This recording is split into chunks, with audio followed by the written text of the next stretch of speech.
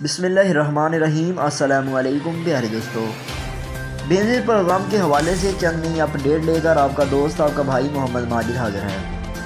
آج کی زیر نظر ویڈیو کے اندر ہم اپنے بھائیوں، اپنے دوستوں اور احباب کو بتانے جا رہے ہیں کہ بینظیر پروگرام میں اگر کوئی نیا پورٹل آیا ہے تو وہ کون سا ہے، اور اگر نیا پورٹل آ گیا ہے تو آپ لوگوں نے لاگ ان کس طرح سے کرنا ہے اور کس طرح سے نئے پورٹل کے اوپر آپ لوگوں نے اپنی بینظیر انکم سپورٹ پروگرام کے پیسے چیک کرنے ہیں۔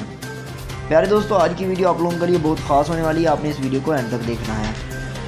پیارے دوستو، آپ کو بتا دوں کہ بینظیر پروگرام کے اندر چند نئی اپڈیٹ یا پھر روز بروز جو بھی نئی اپڈیٹ آتی ہیں وہ لے کر آپ کا دوست آپ کا بھائی محمد ماجد حاضر ہوتا رہتا ہے۔ تو چلیے دوستو، وقت کو ضائع کیے بغیر اپنی ویڈیو کی جانب بڑھتے ہیں۔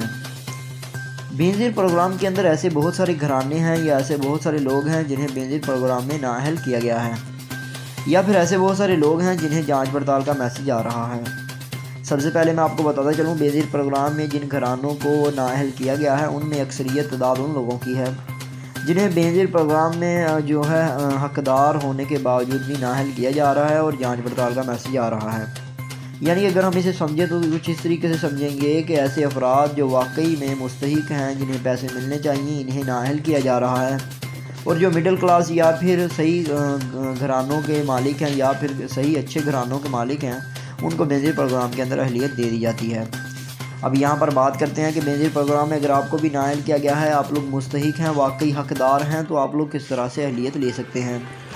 بینظیر پروگرام کے اندر اگر آپ لوگ بھی اہلیت لینا چاہتے ہیں تو اس کا آپ لوگوں کو واحد طریقہ بتانے جا رہا ہوں۔ بینظیر پروگرام میں اہلیت لینے کے لیے آپ لوگ سب سے پہلے اپنی بینظیر پروگرام کی پرچی چیک کریں کہ آپ کے NSCR کی پرچی موجود ہے یا نہیں ہے۔ دوستو، آپ کو بتا دوں کہ بینظیر پروگرام میں اگر آپ کو بھی نااہل کیا گیا ہے تو آپ لوگوں نے پریشان نہیں ہونا۔ سب سے پہلے آپ لوگوں نے دیکھنا ہے کہ آپ لوگوں کا بینظیر پروگرام کے اندر اندراج ہوا ہے یا نہیں ہوا۔ اندراج ہونے کا جو آپ لوگوں کو ثبوت ہے وہ یہ ہوگا کہ آپ لوگوں کو بینظیر پروگرام کی NSCR کی پرچی ملی ہوگی۔ اگر آپ کے پاس پرچی موجود نہیں ہے تو اس کا مطلب یہ ہے کہ آپ کا بینظیر پروگرام کے اندر ریکارڈ موجود نہیں ہے۔ آپ لوگوں کو دوبارہ سے اپنی رجسٹریشن کروانی پڑے گی، اور جو ہی آپ لوگ رجسٹریشن کروائیں گے تو آپ لوگوں کو اہل کر دیا جائے گا۔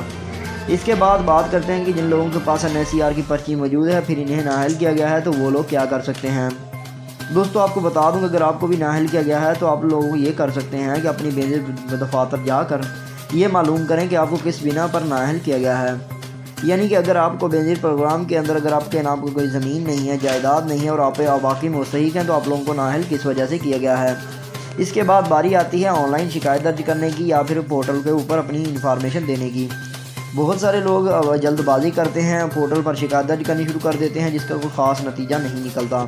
اگر میں نے جو طریقے بتائے ہیں ان پر آپ لوگ عمل کرتے ہیں اور پھر بھی آپ لوگوں کو نااہل قرار دیا جاتا ہے تو آپ لوگ تیسرے والا طریقہ اپنائیں، یعنی کہ شکایت درج کرنے کا طریقہ اپنائیں گے، جس کے اوپر آپ لوگوں نے اپنا قومی شناختی کارڈ نمبر، اپنے آپ کو نااہل کیا گیا اس کی تفصیل اور تمام چیزیں بتانی ہیں۔